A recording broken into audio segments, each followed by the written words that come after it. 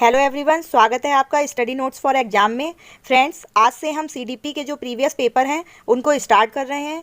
EVS के आपके जो भी प्रीवियस पेपर थे इंपॉर्टेंट, वो सारे ही हम आपको पहले करा चुके हैं। अगर आपने वो वीडियोज हमारी नहीं देखी हैं तो चैनल पर जो ईवीएस की प्लेलिस्ट है उसमें जाकर आप वो सारी जो वीडियोज हैं उनको देख सकते हैं। आज से हम आपके जो पेपर फर्स्ट और पेपर सेकंड है, ठीक है, दोनों की जो सीडीपी का पोर्शन है उसको हम कंटिन्यूसली सॉल्व करेंगे। इससे पहले जो है हम जो आपका सीटेट 2021 का पेपर फर्स्ट और पेपर सेकंड था उसकी सीडीपी के 30 क्वेश्चंस को कवर करा चुके हैं। आज का जो हमारा पेपर है वो है 8 दिसंबर सीटेट 2019 में जो आपका मॉर्निंग शिफ्ट में पेपर फर्स्ट हुआ था उसकी सीडीपी के 30 क्वेश्चंस जो आते हैं आपके, उनको डिस्कस करेंगे। और एक एक आंसर जो भी मैं आपको उनके आंसर्स बताऊंगी वो 100% जो ऑफिशियल आंसर की है उसके अकॉर्डिंग बिल्कुल एग्जैक्ट आंसर होंगे। ठीक है, तो चलिए स्टार्ट करते हैं। हमारा जो आज का पहला क्वेश्चन है उसको देख लेते हैं।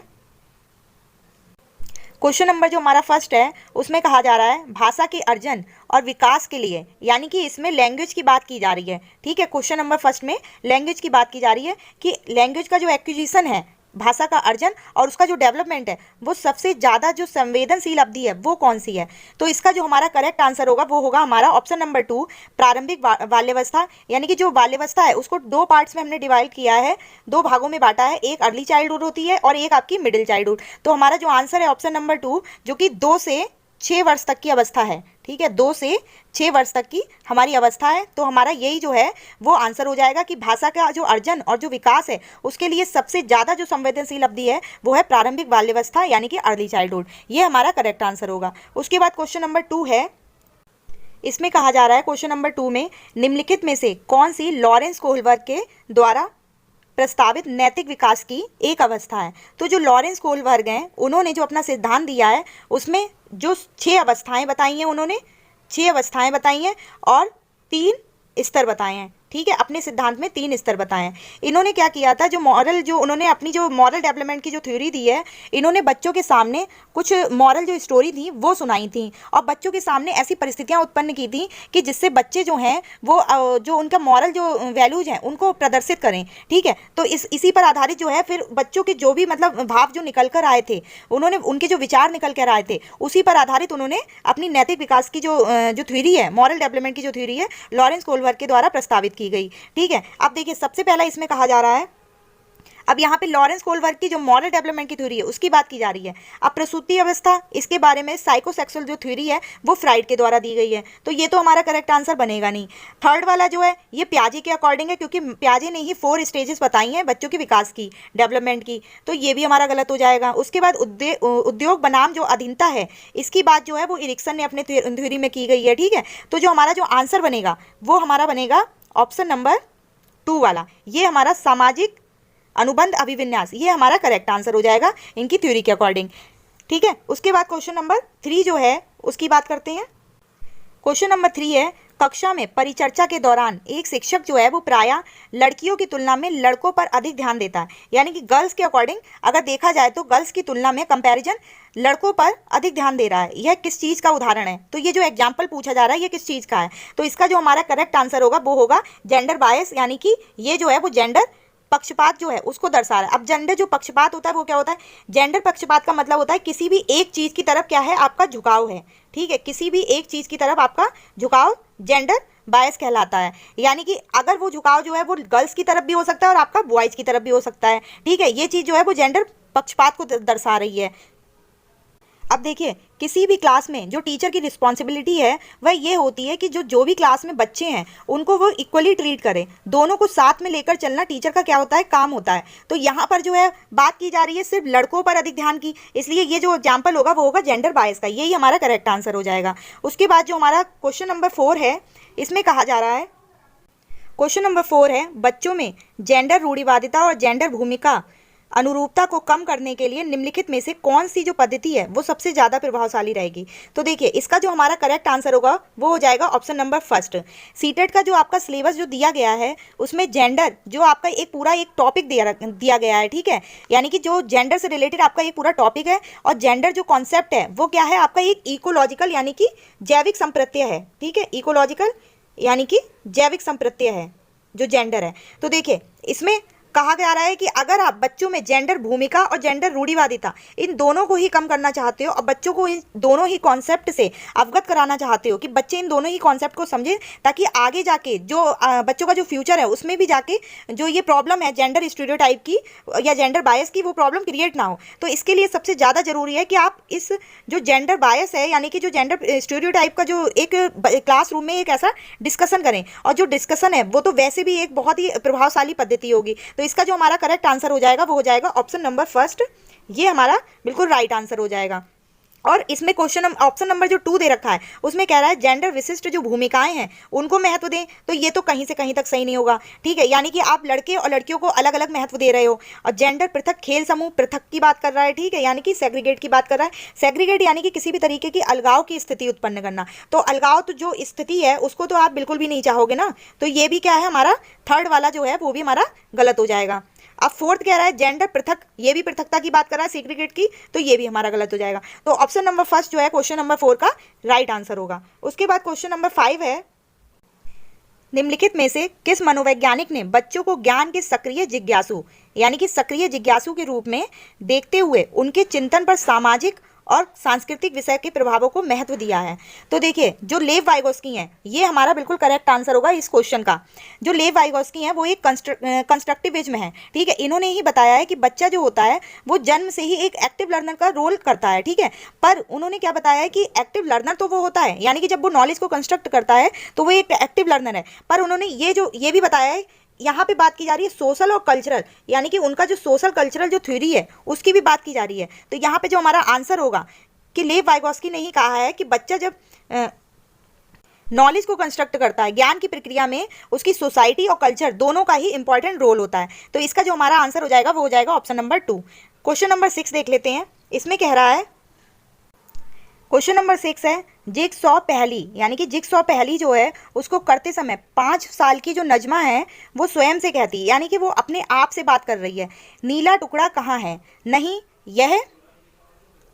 यह वाला नहीं, गाढ़े रंग वाला जिससे यह जूता पूरा बन जाएगा। यानी कि यहाँ पे जो नजमा नाम की जो लड़की है वो खुद से ही बातें कर रही है। और इस प्रकार की जो वार्ता है उसको वाइगोस्की किस तरह संबोधित करते हैं? तो देखिए यहाँ पे जो हमारे 2 आंसर्स बन सकते हैं, या तो ये व्यक्तिगत वार्ता है, ठीक है, प्राइवेट स्पीच या ईगोसेंट्रिक स्पीच।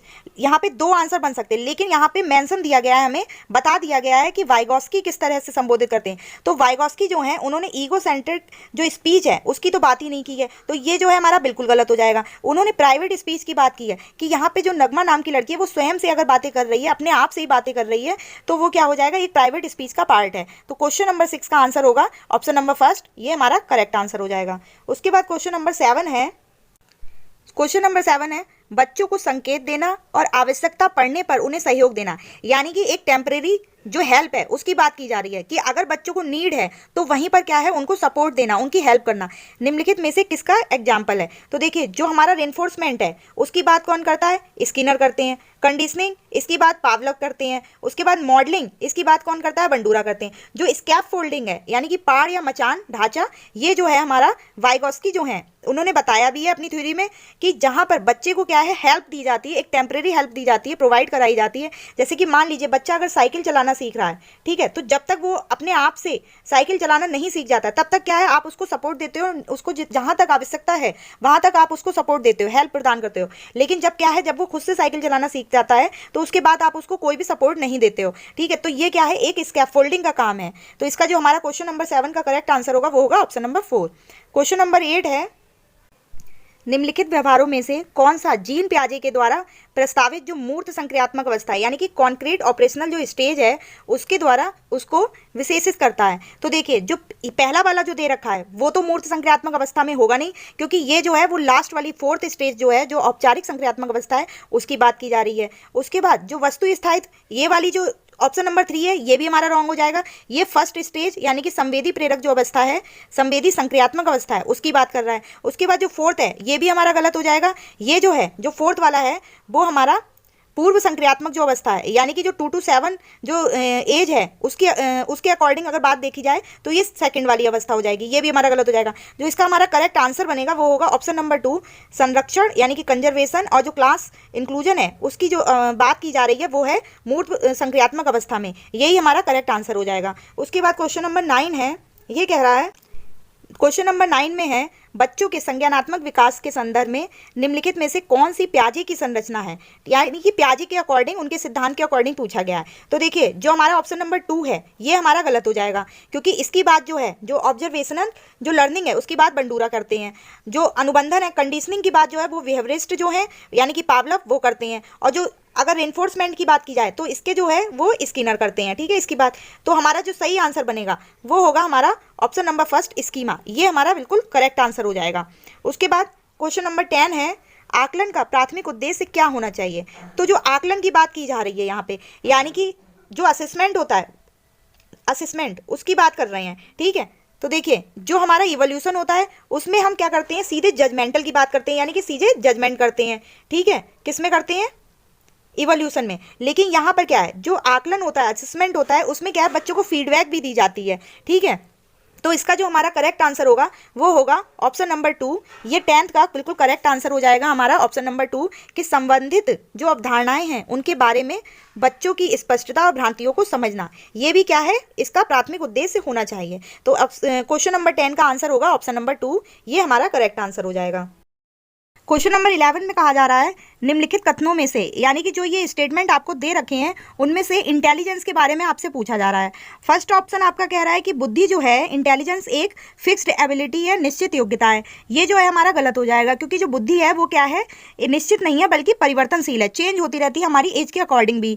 उसके बाद सेकेंड ऑप्शन कह रहा है कि ये एक्यूरेट की बात की जा रही है, ये एक्यूरेट नहीं होगा। ठीक है, तो ये जो है, क्योंकि हर किसी व्यक्ति में क्या है, इनफैक्ट अगर जुड़वा जो बच्चे होते हैं उनमें भी क्या है, व्यक्तिगत जो विभिन्नताएं होती हैं, इंडिविजुअल डिफरेंसेस पाए जाते हैं, जिस वजह से एक्यूरेट नहीं होगा। उसके बाद थर्ड ऑप्शन कह रहा है कि जो इंटेलिजेंस है वो एक यूनिटरी फैक्टर है, सिंगल ट्रेट की बात की जा रही है, यानी कि एकात्मक कारक। तो ये भी जो है हमारा गलत हो जाएगा, क्योंकि जो बुद्धि होती है, इंटेलिजेंस जो है वो एक मल्टी डायमेंशनल होती है, जो कि हार्वर्ड गार्डनर ने भी इसके बारे में बात की है। तो हमारा जो ऑप्शन नंबर 4 है ये हमारा इंटेलिजेंस के बारे में बिल्कुल करेक्ट हो जाएगा, कि बुद्धि बहुआयामी है तथा जटिल जो योग्यताएं होती हैं उनका एक समूह है। ये बिल्कुल करेक्ट हो जाएगा। उसके बाद क्वेश्चन नंबर 12 देख लेते हैं, ये क्या कह रहा है, इसमें कहा जा रहा है, रूही हमेशा समस्या के एकाधिक समाधान, यहाँ पर मल्टीपल की बात की जा रही है। मल्टीपल यानी कि एक से ज़्यादा, यह यहाँ पर क्या है कि जो डाइवर्जेंट थिंकिंग है उसकी बात की जा रही है। It means creative thinking. Divergent यानी कि किसी भी प्रॉब्लम के बारे में एक से ज़्यादा जो प्रॉब्लम्स के सॉल्यूशन को ढूंढना, समाधानों को ढूंढना,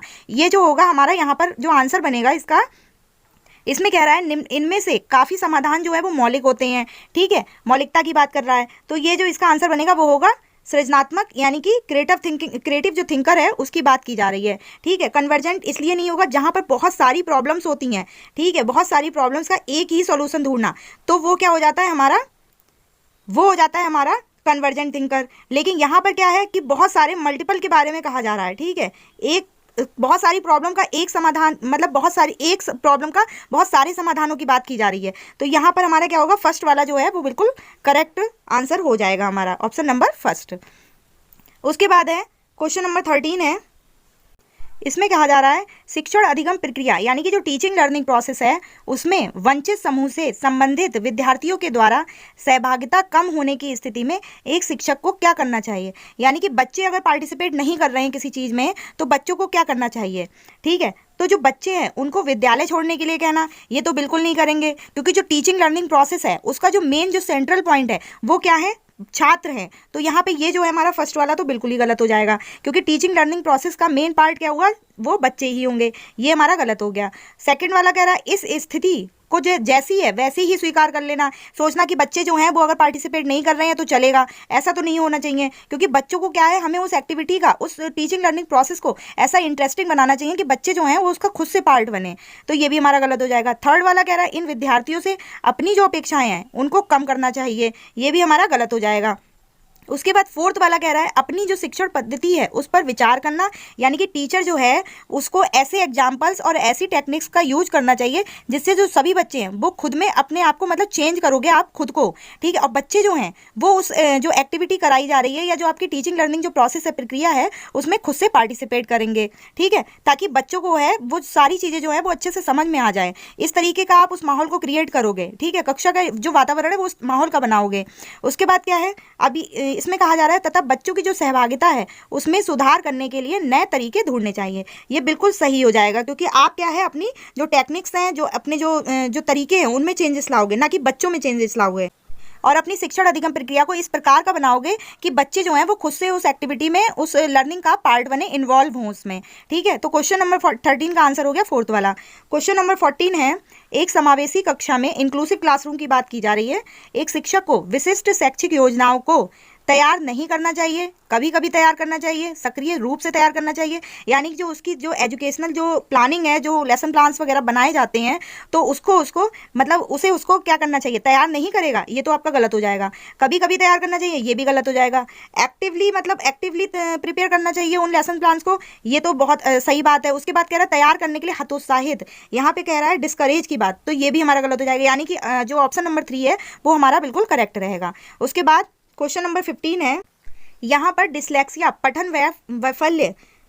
पठन वैफल्य यानी कि डिसलेक्सिया के बारे में बात की जा रही है। इसका कहा जा रहा है कि इसमें बच्चों के जो प्राथमिक लक्षण है वो क्या है, तो इसका जो हमारा करेक्ट आंसर होगा वो होगा धारा प्रवाह पढ़ने की अक्षमता, यानी कि जो पढ़ने संबंधी विकार है वो किस में आता है, डिसलेक्सिया में आता है। तो इसका जो हमारा करेक्ट आंसर होगा वो होगा ऑप्शन नंबर 3, ये हमारा सही आंसर हो जाएगा। उसके बाद अब क्वेश्चन नंबर जो 16 है उसमें बात की जा रही है राइट टू एजुकेशन एक्ट 2009, जो कि आपका 1 अप्रैल 2010 को लागू हुआ था।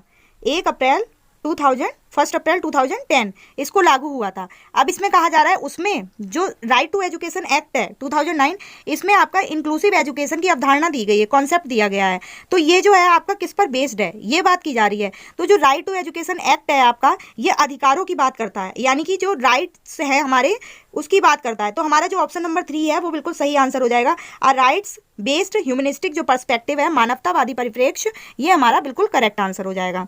क्वेश्चन नंबर 17 है, ये कह रहा है, इसमें कहा जा रहा है जो संरचनावादी ढांचे हैं उनमें जो अधिगम है वो प्राथमिक रूप से क्या है। तो इसमें कहा जा रहा है, पहले ऑप्शन में कहा जा रहा है कि यंत्रवत याद करने पर आधारित है, ये तो हमारा बिल्कुल गलत हो जाएगा, क्योंकि जो एनसीएफ हमारा 2005 है उसमें भी ये बात की गई है कि आप जो है वो रटने पर बल नहीं दोगे, बल्कि जो कॉन्सेप्ट रटने पर बल दे रहे हैं, यानी कि जो कॉन्सेप्ट ऐसे हैं कि जो बच्चों को रटवाए जा रहे हैं, तो उनको क्या है आप बिल्कुल ही हटा दोगे और उनको हटाकर ऐसे कॉन्सेप्ट रखोगे जिससे कि बच्चों में क्या है थिंकिंग लेवल जो है वो डेवलप होगा, उनको समझ में आएगा। तो ये तो हमारा बिल्कुल ही गलत हो गया, ठीक है, फर्स्ट वाला। उसके बाद कह रहा है प्रबलन पर केंद्रित है, ठीक है। थर्ड वाला कह रहा है हमारा कि अनुबंधन द्वारा अर्जित है। फोर्थ कह रहा है अवबोधन की प्रक्रिया पर केंद्रित है, यानी कि यहाँ पर बात की जा रही है जो मीनिंग मेकिंग है, यानी कि ऐसी चीज़ें पढ़ाना, ऐसे ज्ञान की रचना का संरचनात्मक ढांचा क्या हुआ कि ऐसी ज्ञान की रचना का निर्माण करना जो कि मीनिंगफुल हो, ठीक है, मीनिंगलेस ना हो। तो ये जो है ऑप्शन नंबर 4, ये हमारा बिल्कुल करेक्ट आंसर हो जाएगा। उसके बाद क्वेश्चन नंबर 18 है, अनेक घटनाओं के बारे में बच्चों के द्वारा बनाए गए जो सहजानुभूत जो सिद्धांत होते हैं, प्रिंसिपल्स जो बच्चे खुद से कल्पनाएं करते हैं, उसके संदर्भ में एक शिक्षिका को क्या करना चाहिए। तो जो एक शिक्षिका है उसको इनमें से क्या करना चाहिए, बच्चों के इन सिद्धांत जो हैं, जो बच्चे कल्पनाएं कर रहे हैं, जो सहजानुभूत मतलब सहज तरीके से खुद ही सोच लेते हैं कोई भी घटना को देखकर, तो उनको क्या है बिल्कुल अनदेखा करना चाहिए, अनदेखा तो नहीं करना चाहिए, ठीक है, क्योंकि बच्चे अगर कुछ भी कल्पना कर रहे हैं तो वो क्या है उनके सीखने का एक पार्ट है। बच्चों को दंडित करना चाहिए, ये भी हमारा गलत हो जाएगा, ये दोनों ही हमारे रॉन्ग हो जाएंगे। अब कह रहा है बार बार याद करने के द्वारा एक सही सिद्धांत से बदल देना चाहिए, तो याद करने की बात की जा रही है, ये भी हमारा गलत हो जाएगा। जो फोर्थ वाला कह रहा है वो ये कह रहा है कि प्रतिकूल प्रमाण व उदाहरणों को प्रस्तुत करके बच्चों के ये जो सिद्धांत है उनको चुनौती देनी चाहिए, यानी कि बच्चों के समक्ष खुद से ऐसे उदाहरण प्रस्तुत करो कि बच्चे जो हैं वो उन चीज़ों को समझें। तो फोर्थ वाला जो है ये हमारा बिल्कुल सही हो जाएगा। उसके बाद क्वेश्चन नंबर 19 देख लेते हैं। यहाँ पर जो बात की जा रही है, यहाँ पर कहा जा रहा है छात्र केंद्रित जो शिक्षा शास्त्र है, यानी कि जो चाइल्ड सेंटर्ड जो पेडागोजी है उसमें उसकी विशेषता क्या है, कैरेक्टरिस्टिक्स पूछी जा रही है आपसे। केवल पाठ्य पुस्तकों पर निर्भर होना, ये गलत हो जाएगा। बच्चों के जो अनुभव हैं उनको प्रमुखता प्रदान करना, यहाँ पे छात्र केंद्रित की बात की जा रही है, यहाँ पर भी बच्चों की बात की जा रही है। फिर वो कह रहा है कि यंत्रवत याद करना, ये तो आप दूर से ही देख के बता दो कि ये बिल्कुल ही रॉन्ग हो जाएगा। उसके बाद कह रहा है योग्यता के आधार पर, यहाँ पर क्या है बच्चों को डिवाइड कर दिया ना, ठीक है। उसके बाद कह रहा है विद्यार्थियों को नामांकित करना, लेबलिंग की बात की जा रही है, तो ये भी हमारा गलत हो जाएगा क्योंकि ये अलगाव के बारे में बात कर रहा है, सीग्रीगेट की बात कर रहा है। तो जो हमारा करेक्ट आंसर बनेगा वो होगा बच्चों के अनुभव जो होते हैं, जो उनके एक्सपीरियंस होते हैं, उनको क्या है आप इंपॉर्टेंस दो, ये बिल्कुल सही बात हो जाएगी। उसके बाद क्वेश्चन नंबर 20 देख लेते हैं। इसमें कहा जा रहा है जो संवेग हैं, ठीक है, इमोशंस और जो कॉग्निशन है वो क्या है, एक दूसरे से क्या है ये हमें बताना है। पूर्णतया अलग है, बिल्कुल गलत हो जाएगा। स्वतंत्र है, ये भी अलग की बात कर रहा है। सन्निहित है, तो ये हमारा बिल्कुल सही हो जाएगा, ऑप्शन नंबर 3 ये हमारा राइट आंसर हो जाएगा, क्योंकि जो इमोशंस और जो कॉग्निशन है यानी कि संवेग और संज्ञान, ये क्या है एक दूसरे में समाहित है, सन्निहित है। नंबर 21 है, ये कह रहा है संरचनावादी जो सिद्धांत हैं उनके अनुसार अधिगम के बारे में निम्नलिखित कथनों में से कौन सा सही है। तो इसका जो हमारा करेक्ट आंसर होगा वो होगा ऑप्शन नंबर 4, अधिगम सक्रिय विनियोजन के द्वारा ज्ञान की संरचना की एक प्रक्रिया है, ये हमारा बिल्कुल करेक्ट आंसर हो जाएगा। उसके बाद क्वेश्चन नंबर 22 है, विद्यार्थियों को जो स्पष्ट उदाहरण और जो गैर उदाहरण देने के जो क्या परिणाम है, यहाँ पे ये पूछा जा रहा है।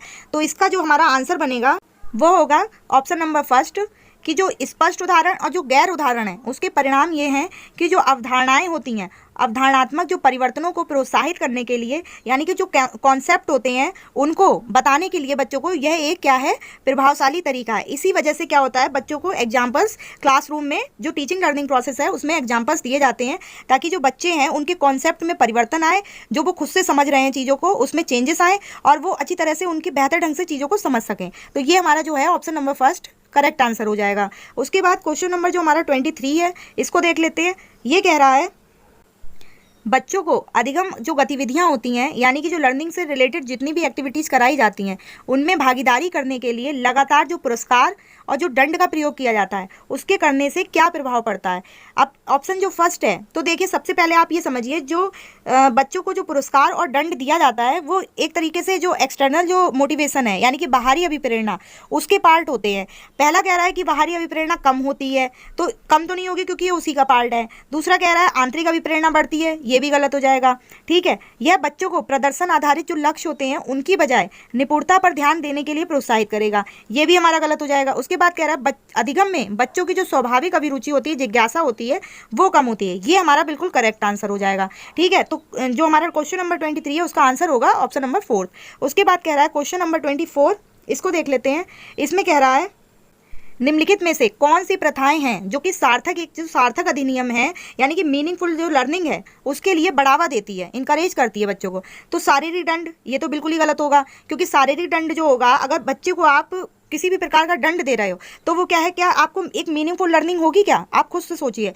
तो ये तो पहला वाला तो हमारा गलत हो जाएगा। उसके बाद कह रहा है जो सहयोगात्मक की बात कर रहा है यहाँ पे यानी कि कोऑपरेटिव जो लर्निंग है उसके इन्वायरमेंट की बात कर रहा है कि ऐसा इन्वायरमेंट बच्चों को देना जो कि एक सहयोगी अधिगम का रूप हो। ठीक है, तो ये तो हमारा बिल्कुल सही हो जाएगा। उसके बाद कह रहा है कि बच्चों का कंटिन्यूअस और कॉम्प्रीहेंशन इवोल्यूशन की बात कर रहा है कि समय समय पर आप क्या है बच्चों के पक्षीय और बहुपक्षीय मतलब सभी तरीके से बच्चों का उनको ऑब्जर्व करना, उनका मूल्यांकन करना, ये भी बिल्कुल सही हो जाएगा। और जो निरंतर तुलनात्मक मूल्यांकन है इसकी बात की ही नहीं जाएगी। तो जो सेकंड और थर्ड है वो हमारा कौन से ऑप्शन में है, ऑप्शन नंबर 2, ये जो है हमारा 24 का आंसर ऑप्शन नंबर 2, ये हमारा बिल्कुल करेक्ट आंसर होगा। उसके बाद क्वेश्चन नंबर 25 है, शिक्षक बच्चों की जो जटिल अवधारणाएं होती हैं यानी कि जो कॉम्प्लेक्स जो कॉन्सेप्ट बच्चों के होते हैं तो उसकी समझ को किस प्रकार से सहज कर सकते हैं, इजी बना सकते हैं। जैसे मान लीजिए आप क्लास में पढ़ा रहे हो तो क्या है, क्या इजी आपके पास क्या जो इजी कॉन्सेप्ट होते हैं वही सारे आते हैं, ऐसे बहुत सारे कॉन्सेप्ट होते हैं जो कि जटिल होते हैं, जो कि कॉम्प्लेक्स होते हैं। तो उनको जो है वो एक टीचर किस तरीके से उसको उस प्रक्रिया के अंतर्गत जो टीचिंग लर्निंग प्रोसेस है उसमें सहज बना सकता है। क्या सिर्फ एक व्याख्यान देकर सिर्फ एक लेक्चर दे दिया जाए, ये तो गलत हो जाएगा। प्रतियोगात्मक जो अवसर हैं उनकी व्यवस्था करना, कुछ हद तक ये सही है कि मतलब जो एक्टिविटीज़ है उनका मतलब बच्चों के सामने क्या है प्रत्यक्ष रूप से उनका एक्टिविटीज़ कराई जाए। उसके बाद कह रहा है बार बार यांत्रिक अभ्यास यानी कि सिर्फ रिपीट करा दिया जाए, ये भी हमारा गलत हो जाएगा। फोर्थ वाला जो है ये बिल्कुल करेक्ट बात कर रहा है, ये कह रहा है कि ऐसी अपॉर्चुनिटी बच्चों को प्रोवाइड कराई जाए जो कि एक्सप्लोर करें और डिस्कशन तो बहुत ही अच्छा पार्ट है टीचिंग लर्निंग प्रोसेस के लिए। तो हमारा जो सबसे जो बेहतर तरीका होगा वो होगा ऑप्शन नंबर 4, ये हमारा बिल्कुल सही आंसर हो जाएगा।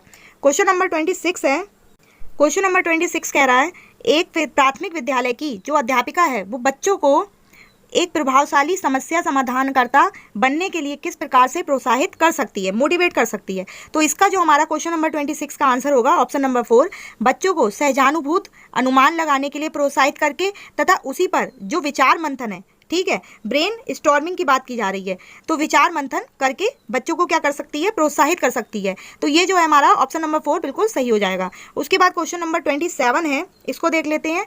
निम्नलिखित अवधि में से किसमें शारीरिक वृद्धि एवं विकास की जो तीव्र गति है, तीव्र गति से घटित होता है।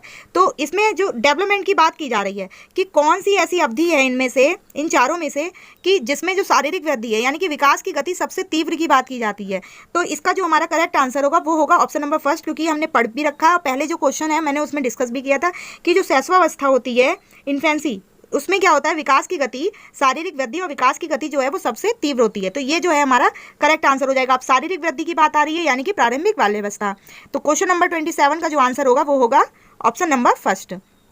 क्वेश्चन नंबर 28 है, ये कह रहा है निम्नलिखित में से कौन सा विकास का सिद्धांत नहीं है, यानी कि डेवलपमेंट का जो प्रिंसिपल है इनमें से कौन सा नहीं है। तो देखिए ये क्वेश्चन हमने पहले भी डिस्कस किया था।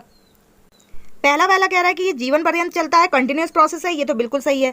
दूसरा कह रहा है कि मॉडिफिएबल है यानी कि परिवर्त है, ये भी बिल्कुल सही है, ठीक है। उसके बाद क्या है, हेरिडिटी और एनवायरनमेंट की जो इन्वॉल्वमेंट है उसकी बात कर रहा है, ये भी बिल्कुल सही है।